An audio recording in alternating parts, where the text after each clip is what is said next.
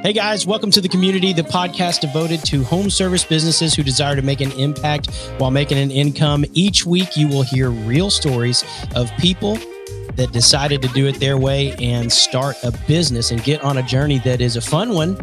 It's challenging, but it's fun. That's right. And today's guest, he's actually back for round 2 of sharing how to grow and scale, how to start a pressure washing company. He has grown his own business from startup to selling it after it hit over $1 million, which is pretty cool. Love to learn a little bit about that. Not too much, but I definitely want to learn what that looks like. And then he's now running a school where he ends up training other people how to run their own business, how to start. So we're going to learn a lot. His name is Jason Geiman. He's in the bluegrass country of Kentucky. And we're so excited to have him. What do they call Jason over there, man? He's the king of pressure wash is what they call him. The king of pressure wash. So if I Google that, I'd probably find him. Yeah, and we'll put his information in our show notes if anybody wants to get in touch with him. But Jason, go ahead and come on to the show. Let's bring him in now and welcome out to the show. He was just too far backstage, that's all. Yeah, it's kind of like a abracadabra type situation. Hey, man, you missed the cue. It's not your fault. When you wiggle your... Well, I figured it might have been from all that snow you got down there in Nashville that you're not used to being able to deal with all that. Yeah, we can't drive on snow or do podcasts when it snows. Hey, I've chatted with Jason beforehand. We have a limited amount of his time, and so we want to respect his time. And so, Jason, I want to get right into the notes, and I want to do a little bit of digging. And so we're going to find out some of the success stories, some of the failure stories that you learned as you started growing and scaling a successful pressure washing company. But before we go there, I want to start from the beginning of your story, because when we look inside of someone's kind of past, we can ultimately kind of learn a lot about who they are today and what they're going to do in the future. So if you had to share your story in 60 seconds or less from birth to you starting a business, would you mind sharing kind of the overarching stories of your timeline of your life?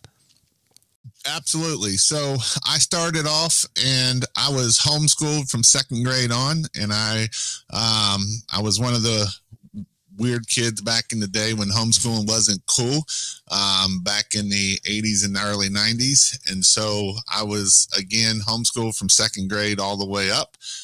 In my junior and senior year, I was able to go to an auto diesel vocational school, which ended up getting me a full ride to a Northwest college up in Lima, Ohio, which is an auto diesel mechanic school. So I did that. Again, that was a full ride for me to go up there.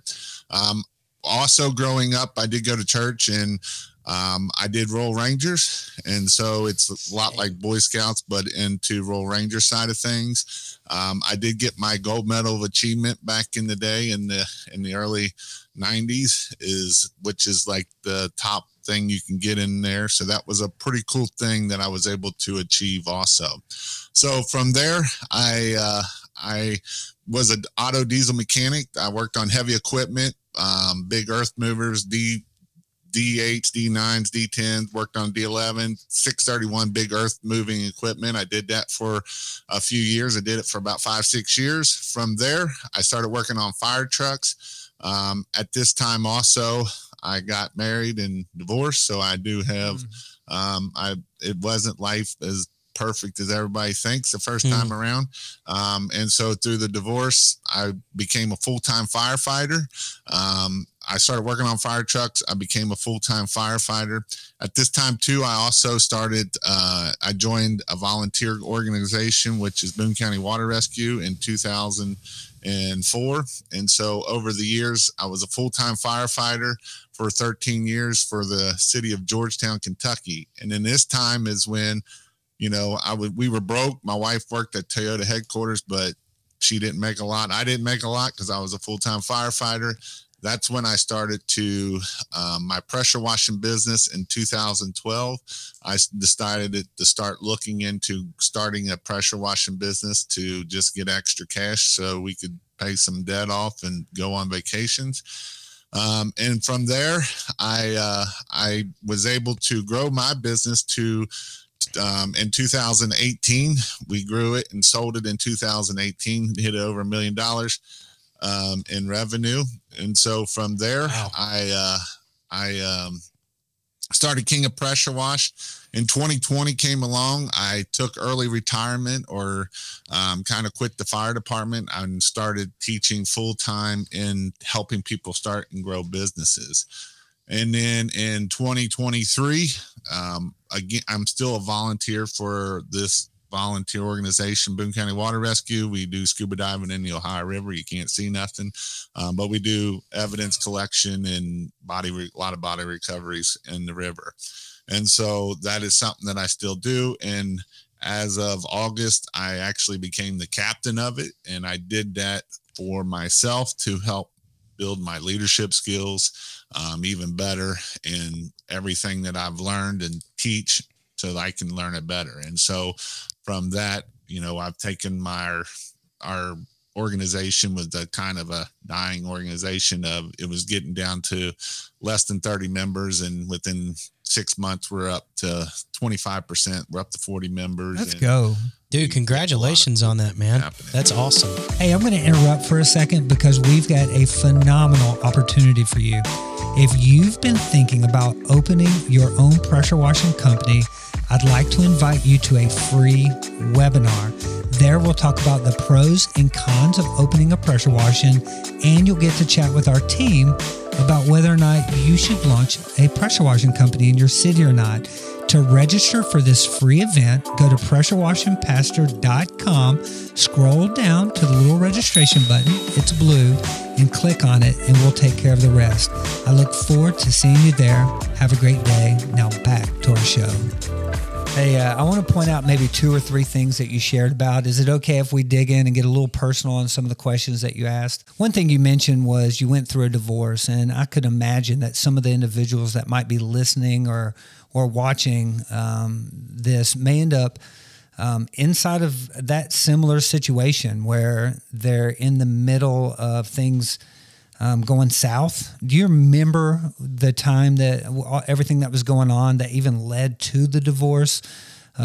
Yes, no. Do you remember that life? Yeah. So this was there wasn't one. I did get remarried in 2007, and we do have 2 kids. But in the divorce section of it, and it is definitely, I wasn't in business at that point, and with my ex-wife, it was one that she wanted to go do things with other people. And so through that, it's not easy, rather whose fault it is. And I'm sure it was just as much as my fault at the end of the day, of being able to realize that you can get through hard times. And, sometimes we don't realize that. We think the world's going to end, and, now that I've gotten remarried, it's, she's my best wife ever. That's good. And I wouldn't change a thing at this point. Well, do this for our listeners. If they're in the middle of where you were in 07 or before then, when you were going through the transition of a divorce, what would you want the listener to know? If we have somebody that is in your shoes, where you were, might have been your fault, might have been a little bit of your wife, or it sounds like maybe a little bit of both, what would you want to share or speak into the life of anybody that finds themselves in the middle of that situation? The biggest thing that I've learned from it, and that's from that and getting remarried, is you're not going to change somebody. A lot of times we think that you're going to change this person, you're going to make them this person. And, it's kind of, I teach this in business now, of the love languages, right? What are the 5 love languages? What is her love language? Right. What is yours? What's not getting met? And, the thing that was probably the hardest was the time that she actually left, right? Because up to that, you're fighting, you're emotional, and you're getting all those emotions out. And then when she's gone, you're kind of just sitting there like, okay, now what do I do? And you can have all the dark things go through your mind. And at the end of the day, the biggest thing I do believe in God and praying, right? That's probably the best thing that you can do, is just pray and have, and God opens doors and closed doors. And that was one of the ones that he closed and opened other doors for me that I was able to move on. That my first wife wasn't a very good cheerleader. She could care less what I did, where this one is a very good cheerleader. And so you just got to look in the future and keep your head up. And like I said, doors close and doors open. So, yeah, I appreciate you sharing that. And part of life, you learn a lot, especially on this idea of success. Have you ever looked at success? And this is kind of interesting. Like when I look back on my life, Brady, there was a time where I thought success might be, paying rent or success looked like, marrying someone that is super attractive, or I thought success would be having kids or having my own house or having a dog. If you play sports, success is sometimes winning the Super Bowl or winning a playoff game. If you gamble, success is your team wins, you make a little bit of money. When you look back over to your personal life, how would you have defined success back before you opened the business, and then today, how would you define success? Success back before I opened the business was just getting through the week and being able to pay my bills and getting through it. Yeah. Not that I did work a lot. I was working for a company that I traveled a lot. So I was actually making fairly good money when I was married to her. And then when I got through that, it was more about now what I look at as success is how can I help people grow, right? Because I know that it's not about money. And I grew up poor. Like I showed my buddy DJ where I grew up, and he's like, you ain't lying that you grew up poor.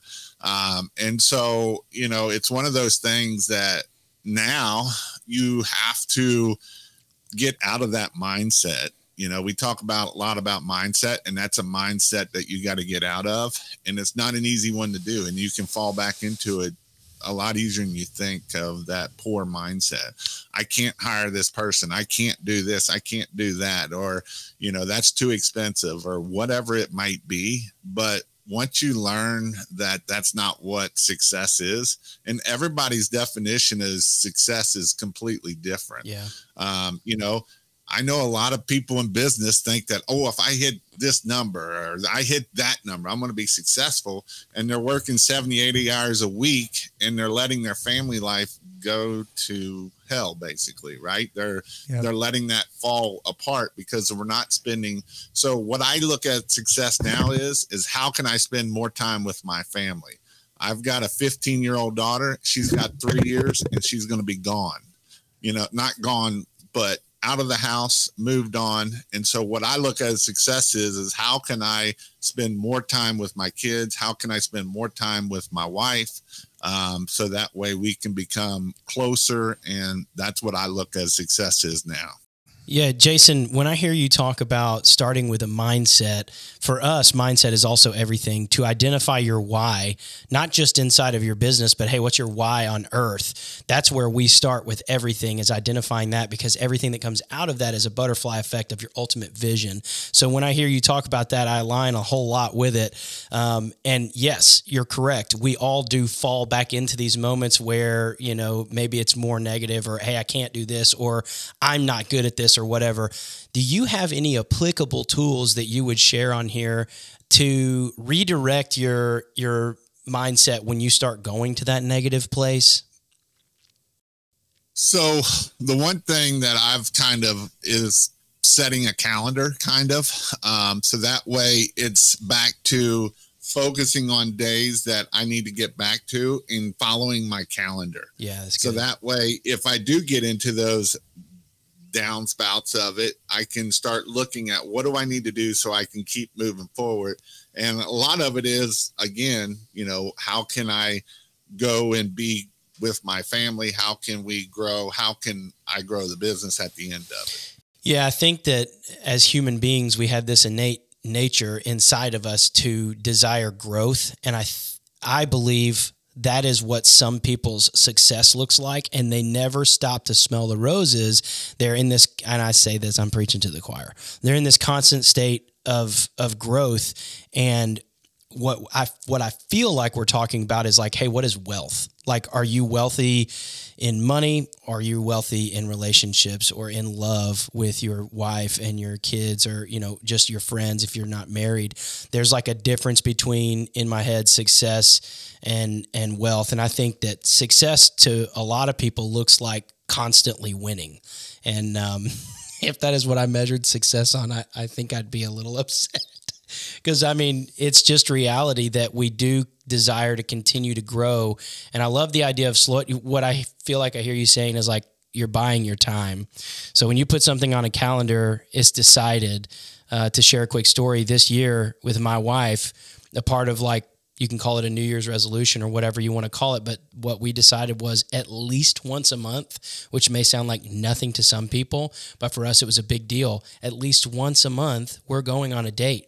Okay, well, how do we do that? Well, we'll just do it when we have time. No, we won't. We're going to buy our time on the calendar. We're going to put it in there. We're going to guarantee we've got a babysitter for the rest of the year. So we definitely have 12 dates set on this calendar year already. And what that has actually freed us up to do is, now that we purchased one on the calendar, it's eased our mind. It's also made us able to spontaneously go on dates. So we kind of are doing more than once a month. So good, Brady. Hey, Jason, I got a question for you. What was the first thought that came into your mind before you started the pressure washing company? And so specifically, this is what I'm trying to get at. What exactly were you doing, and what thought came in your mind that gave you the energy or the why to start a pressure washing company?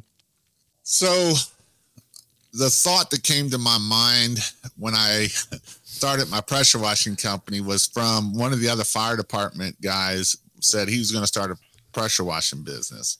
And my first thought was, you're an idiot. And the reason why I say that is because when I was younger and worked in the mechanic, I used to work and spray and clean these big, heavy equipment. And I remember, out here in this cold weather, and you're freezing and you're spraying that grease everywhere, and you come out and you're all greasy and nasty. And it's just one of those things. I said, you're crazy with this. And then on the other hand, I was one that I don't like to read a lot. And I've started researching this stuff on the internet. And this was back in the day before it was spoon fed to you. You actually had to do forums. And if you said anything, they just ate you up, spit you back out. That's still true today, man. We've experienced it within the last year. Yeah. So what was the thought that made you say, this is a good idea? So the thought was, can I do this? Right. Because I had started another business right before this, of working on fire trucks, and it wasn't really doing very well. It wasn't doing bad, but it wasn't getting to me where I wanted it to be. Gotcha. And do you remember the days when you first started the business? There was a lot of hard, like people think that growing a multi-million-dollar company is just something you wiggle your nose and bam, it's bewitched you, it's right in front of you. But do you remember all the hard things you had to do to get your company up and running? Yeah, because again, we didn't have money, so it was hard to get the equipment, and I nickeled and dimed, and I put stuff together, and and it's back to when I first started. I remember the very first house I cleaned. It was my rental house. That was one thing I was smart when I was young. I bought a house at 21. I kept it. And it's my rental house. And they're like, you're telling me that if I put this hose in this downstream injector and I put it in bleach, that it's going to clean this house. And it's like, I don't believe it. And then you spray it and you're like, it did. Oh my goodness, that worked. That's good. Hey, let's go ahead and transition into the business. So we're really going to pull apart. We've got about 20 minutes or so. And so quick question, as we get into services, you open the door, the Pandora box. What all services did you offer when you ran your pressure washing company? So obviously house washing, roof cleaning, exterior window cleaning.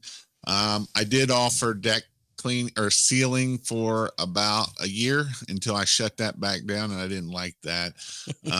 And I did Christmas lights. Gotcha. Okay. Man, when you were first So put yourself back in the mindset of when you washed that rental house, right? And you're first starting out to sell. You know how it is because now you're kind of selling the knowledge on how to do it. But when you're first there, how did you feel the very first time you spit out what seemed, at least to you, like a large number on a job? It felt crazy. It was one of those things I didn't believe in myself. Right. And I was afraid of no. Right. Yeah. Yeah. Cause you've spent all this time shaking.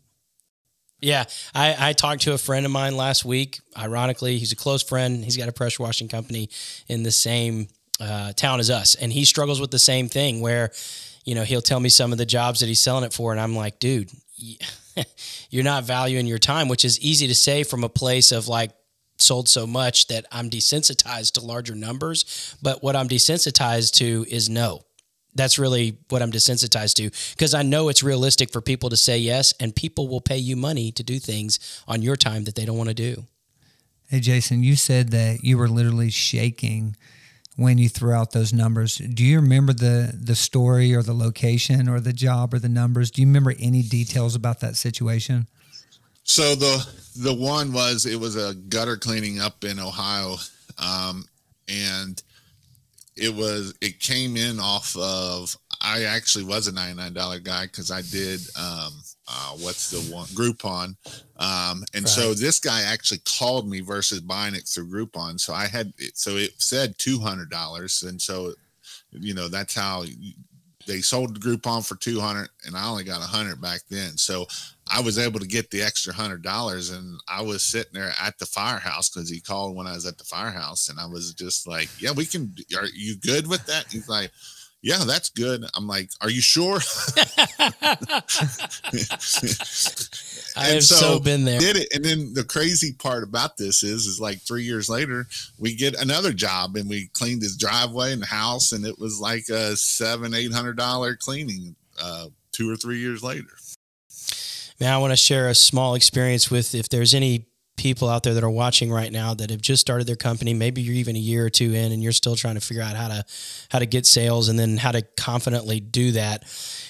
I had one time, Jason, placed a yard sign right outside of a gated community. And this is so crazy. The next day, this was early on, man. The next day, someone inside of the 12 homes in this gated community called and said, hey, I saw your sign. I do have streaks on my roof. You want to come clean it? And I was like, I was almost confused that it worked.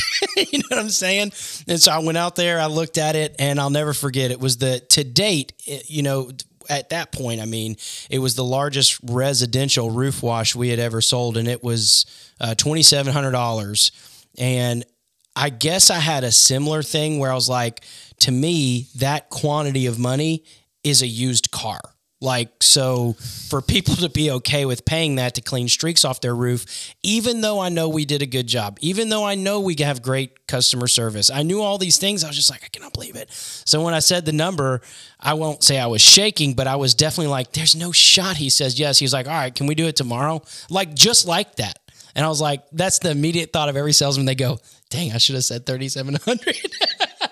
But of course, that's not the price. But man, just know that it works and that people will pay for your time, and to try to value your time, because you'll enjoy the business a lot more if you're making the kind of money that you deserve to make and you're charging what the market rate is. When you went, Jason, from selling pressure washing to selling the knowledge of pressure washing, how did that mind transition feel to doing schools versus actually just selling pressure washing? So the hardest thing is everybody wants to know how to do it, right? Am I buying the right pressure washer? I need to buy this big pressure washer. And so my biggest thing that I push is how to run a business. And it kind of goes back to the pricing side of things too, because if you don't know how to run a business, you're not going to be successful in a pressure washing business. Yeah, I say this all the time. I can teach I had many 19, 20-year-olds, 22-year-olds that I taught them how to pressure wash, and they get paid $15-20 an hour. Right. And so as that transition is moving, it's hard to get people, whether you're 18 years old or 60 years old, to believe in themselves and how to run a business, because most people don't know how to price because they don't know what their cost is. And when they don't know how to cost, they don't know how to do marketing, and they can't pay for marketing because they don't make enough money. And so it's just a vicious road that goes down that people try to, and the one line that everybody will always tell me is you don't understand, Jason. You don't, it's not, you can't get that in my area. And it's not that you can't get it in your area. It's, you don't believe in yourself. You don't believe in your product, and you're afraid of no at the end of the day. Yeah. That's speaking of team members, Jason, have you ever, love them or hate them, you got to have them, right? And sometimes you wish you didn't, and you got to figure out how to let somebody go. And so have you ever had a team member that you ended up regretting that they were on the team? Come on. We've had plenty of those. All right. I want you to pick one out. Okay. And I want you to tell me kind of what all was going on that helped you identify this dude wasn't the right dude or dudette for your business. So what were some of the situation that was going on, and just pick one, maybe one of your worst situations.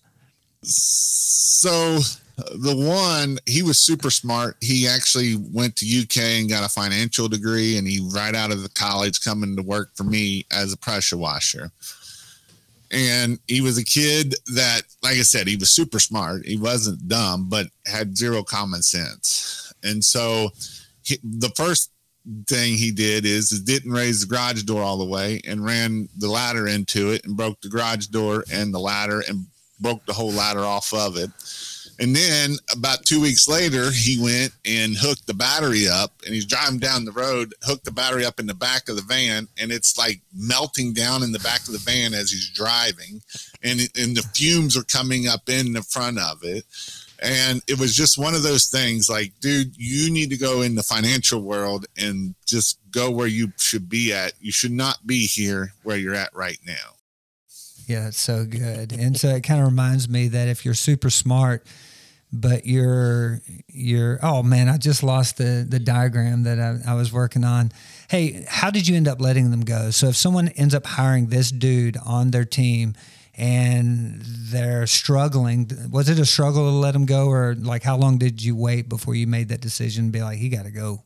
It wasn't very long. He only was there for about a total of 2 months, just because he couldn't hang with it, and he knew that wasn't where he needed to go. But I mean, obviously, we've had other people that, makes it not easy to let go, and the people that you think that you shouldn't let go, but usually those are the people that you should let go so that they're hurting the other people or not driving with everybody.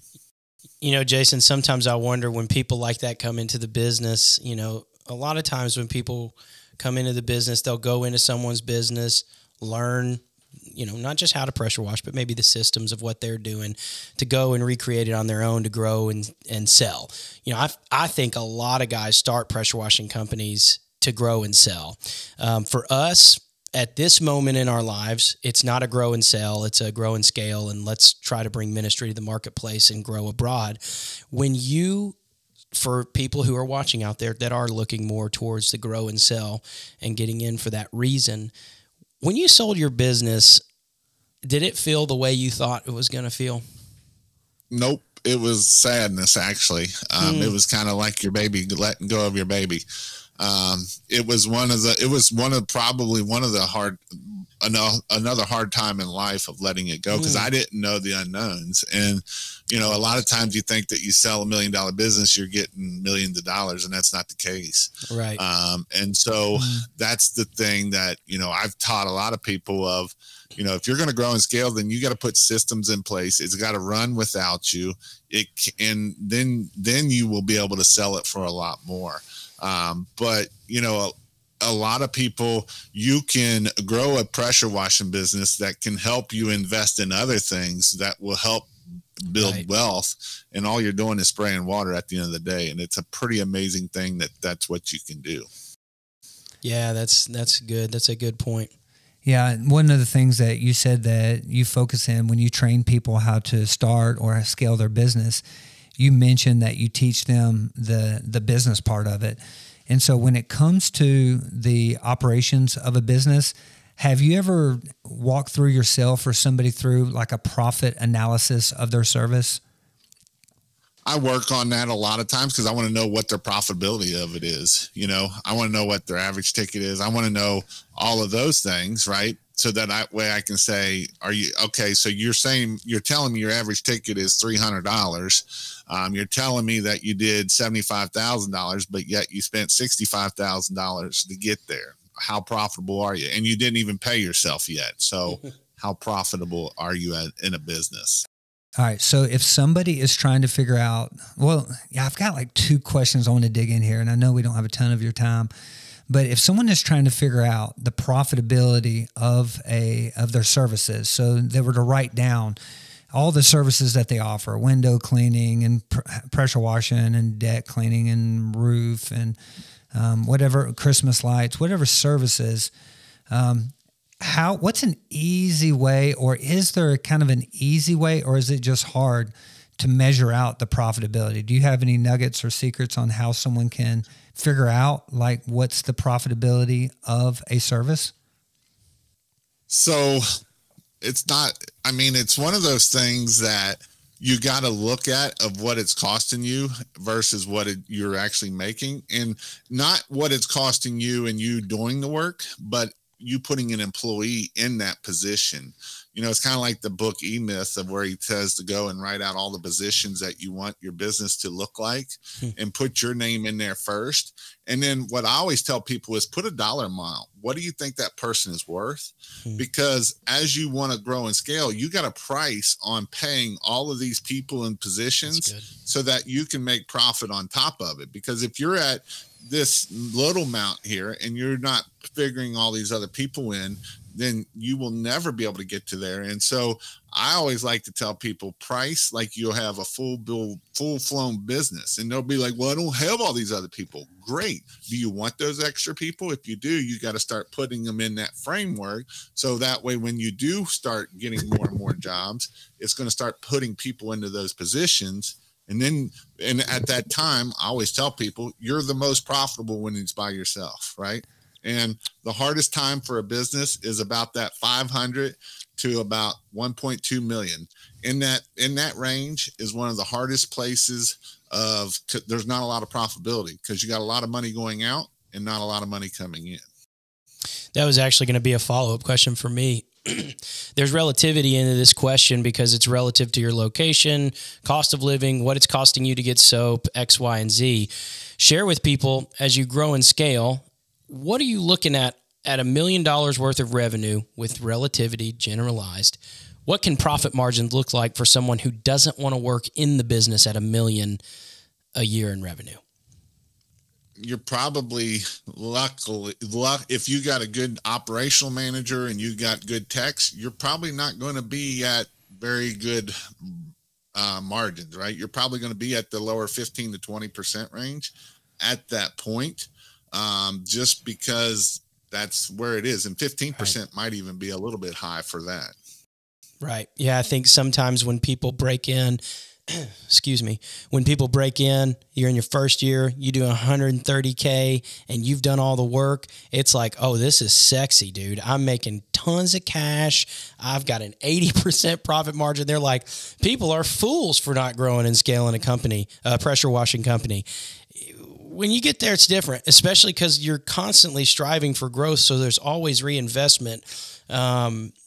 Because the fueling that fire is what continues to drive the profitability and drive the revenue. It's kind of a vicious cycle. So, Jason, I'm trying to grow a pressure washing company, but I only want to offer one service. From a profitability standpoint, I'm going to open my company up. I'm going to run one service, and I'm going to say no to everything else. What service am I going to open up for the profitability? Christmas lights. Oh, you didn't say in Christmas light business. Hey, we can do it.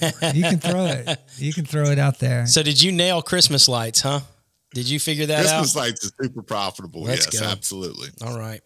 Yeah, and so my understanding of that is... if I was going to do it in the pressure washing world, it would be roof cleaning is what that one service would be.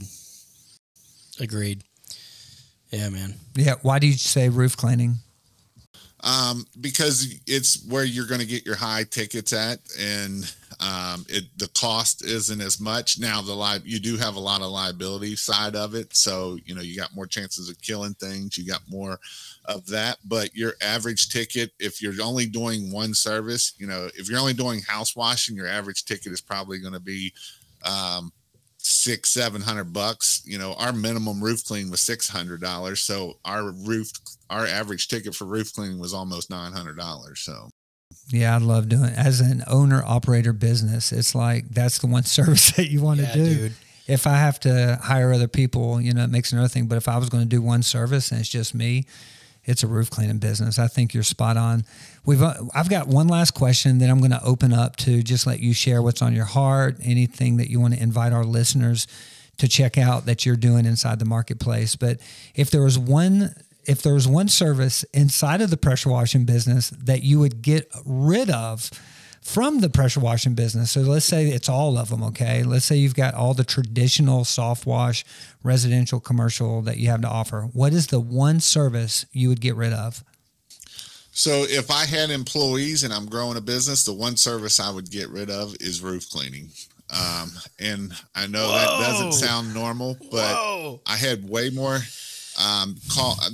when you have employees, dealing with employees, making sure stuff is getting cleaned.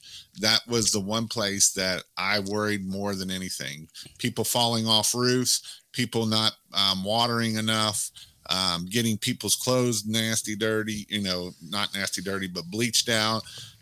You're using a stronger bleach. I had one guy get up on a ladder and the gun blew up, and now he's got bleach all in his face, and you got 6% bleach there. And so that would be the one service that if I was growing a business and I had employees, roof cleaning is probably one of the hardest things to do with employees and not screw everything up and kill everything.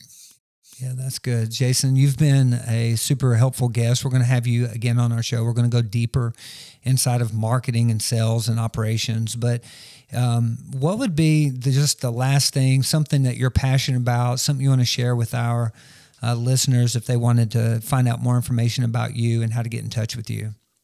So obviously I do a lot, but my biggest thing I would tell people is raise your prices. Don't be afraid to raise them. If you want to grow, you got to raise your prices. And, the biggest thing that I would tell people is get around people that are successful. You are the 5 people you are become around. And, sometimes you got to tell your old friends that you got to go. Yeah. And that can be the hardest thing to do. Some of them, aren't good influences. You might be going to the bar. You might be doing things that you shouldn't be doing because you're around these people and these friends. Mm.